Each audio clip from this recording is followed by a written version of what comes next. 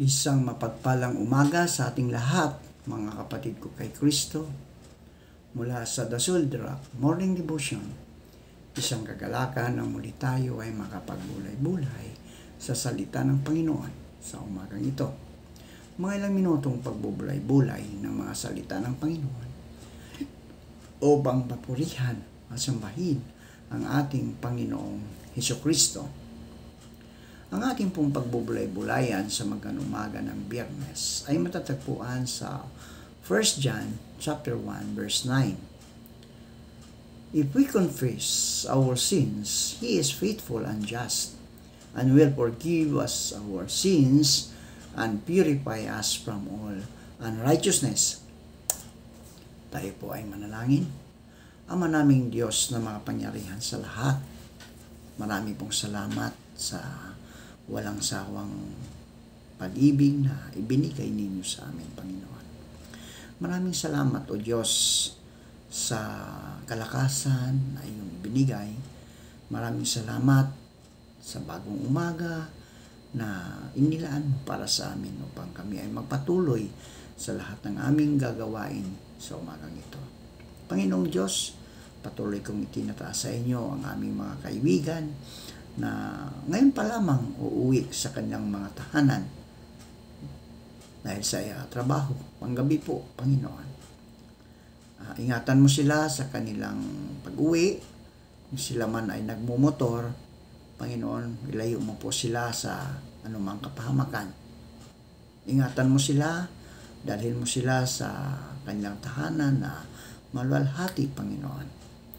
Panginoong Diyos, patuloy kong itinataas sa inyo ang aming mga kaibigan na nagtatrabaho sa mga lansangan tulad ng mga tagalinis ng kalsada, Panginoon. Patuloy mo pong ingatan sila. Ilayo mo po sila sa kapahamakan. Sa sobrang init, Ikaw, Diyos, ang silang magbigay sa kanila ng kaaliwan upang hindi sila mainitan, Panginoon. Gayon din po ang mga traffic enforcer, O Diyos, na sila ay nagmamando ng traffic sa lansangan. Ingatan mo sila, Panginoon, lalong-lalo na sa kanilang patuloy na paglilingkod upang mapaayos ang trapiko ng lansangan, Panginoon. Ingatan mo sila at ilayo mo po sila sa mga masasama, Panginoon. Kaya din po sa kanilang, sa sobrang init, naway mabigyan mo sila ng lamig ng kanilang katawan o isipan upang patuloy silang makapaglingkod ng maayos sa lansangan, Panginoon. Gayon din po, Panginoon, patuloy namin inilalapit sa inyo ang aming mga kaibigang, mga karpintero. Patuloy mo pong ingatan sila, Panginoon, sa kanilang paggagawa ng mga bahay o buildings, Panginoon. Maging ang mga pintor ng mga building. Patuloy mo po silang ingatan at ilayo mo sila sa anumang kapahamakan. Panginoong Diyos, gayon din po patuloy namin itinataas sa inyo ang aming mga kapatid o kaibigan na mga guro na nagtuturo sa mga paaralan. Lalong-lalo na, Panginoon, sa iyong paaralan, ang iyong Philippine Christian University. Na patuloy mo po silang ingatan at naway matapos ang lahat ng gawain upang patuloy na makita namin ang mga bata sa kanilang kinalagyan, Panginoon, na maayos, O Lord. Patuloy ko rin itinataas sa inyo ang aming mga kaibigan na mga estudyante. Patuloy mo po silang ingatan, Ama, at patuloy mo po silang ilayo sa anumang kapahamakan. Panginoon, sa umagang ito, patuloy ko rin itinataas sa inyo ang mga kaibigan naming naghahanap na ng trabaho. Ito man ay lokal o abroad. Naway makasumpong sila ng trabaho sa tulong ng banal na Espiritu upang sila, O Diyos, ay magkaroon ng hanap buhay. Maraming salamat po sa mga katugunan sa aming mga panalangin. Amen.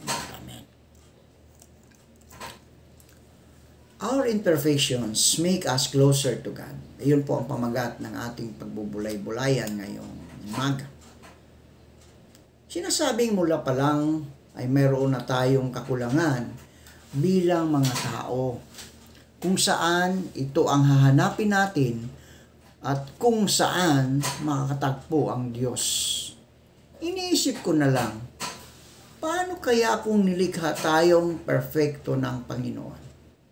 Siguro ay punong-puno tayo ng pride at pagmamataas.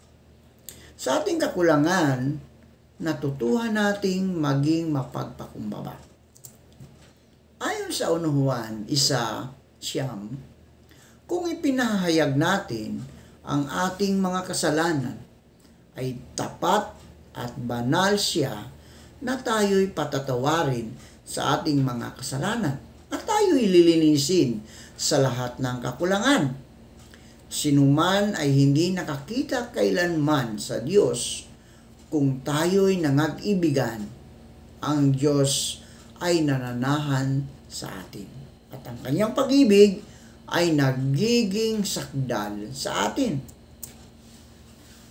Ang kalakasan mo ay ang kahinaan ng iba. At ang kahinaan mo ay ang kalakasan ng iba. Minsan kasi tayong mga tao ay napakataas na ng tingin natin sa ating sarili dahil sa mga naabot natin sa buhay. Minsan, hindi na natin magawang tumingin sa baba at tumingin sa Panginoon. Sa panahong nasa taas tayo, ay hindi natin nakikilala ang Diyos.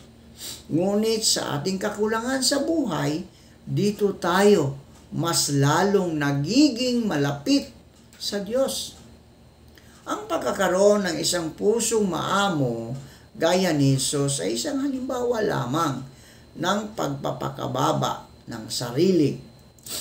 Ayon sa 2 Korinto 12:9-10, ngunit sinabi ng Panginoon sa akin, sapat na sa iyo ang biyaya, ang aking biyaya, dahil ang kapangyarihan ko'y nakikita sa iyong kahinaan. Kaya buong galak kong ipinagmamalaki ang aking mga kahinaan, nang sa ganoon ay lagi kong maranasan ang kapangyarihan ni Kristo. Dahil dito, maligaya ako sa aking kahinaan, sa mga panlalait sa akin, sa mga pasakit, pag-uusig, at sa mga paghihirap alang-alang kay Kristo. Sapagkat kung kailan ako mahina, saka naman ako pinalalakas ng Diyos. Ang ating mga kakulangan, mga kaibigan, ay matatagpuan natin sa Panginoon na siyang kaganapan ng lahat. Mas kailangan nating lumapit sa Kanya at maging isang tunay na anak ng Diyos. Ayon sa Kolosas 1:24, ngayon nagagalak ako sa aking mga hirap dahil sa iyo, at aking pinupunan sa akin ang kakulangan ng mga hirap ni Kristo sa aking laman dahil sa kanyang katawan na siyang iglesia. 3 beses daw nagmamakaawa si San Pablo na alisin sa kanya ng Panginoon ang kanyang kahinaan o kapansanan na tinawag niyang tinik ng laman o tinik sa laman. Pero ganito daw ang sagot ng Diyos sa kanya, sapat na sa iyo ang aking biyaya, dahil ang kapangyarihan ko ay nakikita sa iyong kahinaan. Ano ang kaugnayan nito sa ating ebanghelyo ngayon, mga kaibigan? May konteksto kasi ang sagot ni Jesus sa pakiusap ng mga alagad na dagdagan niya ang kanilang pananampalataya. Di ba sinabi niya, kahit sinliit lang ng butil ng mustasa ang kanilang pananampalataya, mararanasan pa rin nila ang kapangyarihan ng Diyos na pwede nilang utusan mabunot ang isang punong kahoy upang malipat sa karagatan. Manalangin tayo. Marami pong salamat, Panginoon, sa panibagong araw, panibagong buhay na iyong ibinigay para sa amin. Panginoong Diyos, tulad ng mga alagad mo, nagpapasalamat po kami sa inyong pagtitiwala at pagtawag sa amin para maglingkod sa iyo kahit hindi kami karapat-dapat. At sa umagang ito, Panginoon, dalangin ko, Diyos, na pagpalain mo po ang lahat ng nakikinig ng iyong mga salita. Ingatan mo sila, maging ang kanilang buong sambayan, at ilayo mo sila sa anumang kapahamakan.